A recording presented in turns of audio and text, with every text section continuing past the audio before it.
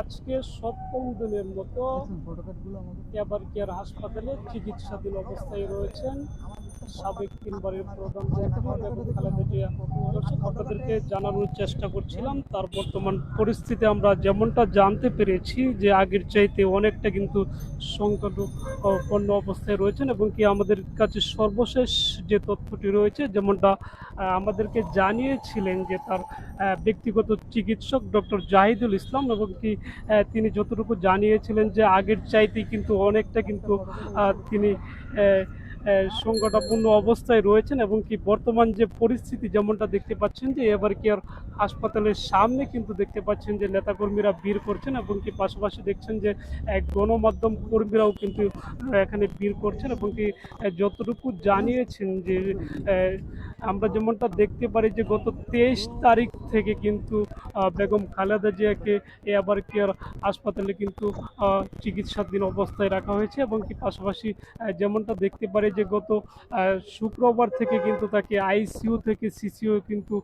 তাকে ভর্তি করা হয়। তার অবস্থা কিন্তু অনেকটাই সংকটপন্ন অবস্থায় রয়েছেন, এমনটাই বলছিলেন তার ব্যক্তিগত ডক্টর জাহিদুল ইসলাম।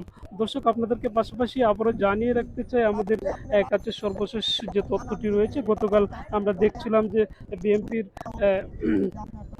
স্থায়ী কমিটির সদস্য রুহুল কবির রিজভী যতটুকু বলছিলেন যে তিনি আগের চাইতে অনেকটাই কিন্তু পরিবর্তিত অবস্থায় রয়েছেন, বা যেমনটা জানিয়েছেন যে আগে সংকটপন্ন অবস্থায় কিন্তু রয়েছেন, এবং কি তিনি তার যতক্ষণ না পর্যন্ত তার শারীরিক অবস্থার উন্নতি না হবে ততক্ষণ পর্যন্ত তাকে বাইরে উন্নত চিকিৎসার জন্য বিদেশে কিন্তু নেওয়া যাবে না, এমনটাই বলছিলেন। দর্শক, আমরা আপনাদেরকে সরাসরি দেখানোর চেষ্টা করছি এবার কেয়ার হাসপাতালের সামনে থেকে।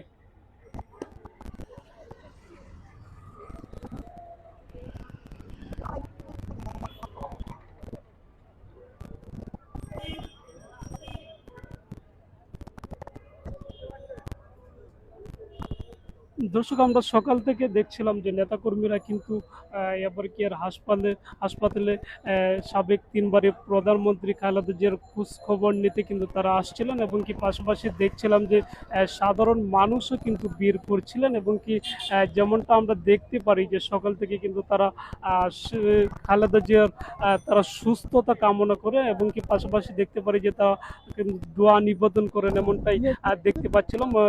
সর্বশেষ কিন্তু আমাদের কাছে এমনটাই তথ্য রয়েছিল।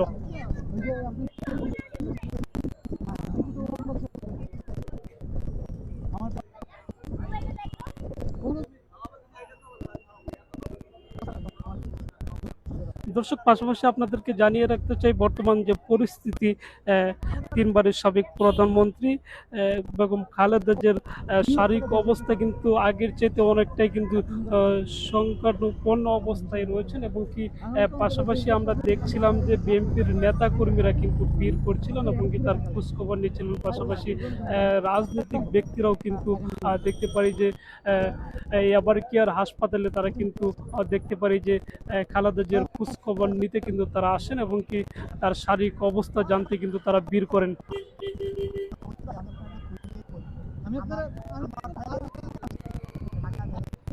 পাশাপাশি আপনাদেরকে জানিয়ে রাখতে চাই তার খালেদা জিয়ার চিকিৎসকের কিন্তু একটি বুথ গঠন করা হয়েছে, যেমনটা আমরা দেখতে পারি যে তার উন্নত চিকিৎসার জন্য কিন্তু দেশের বাইরেও কিন্তু 6টি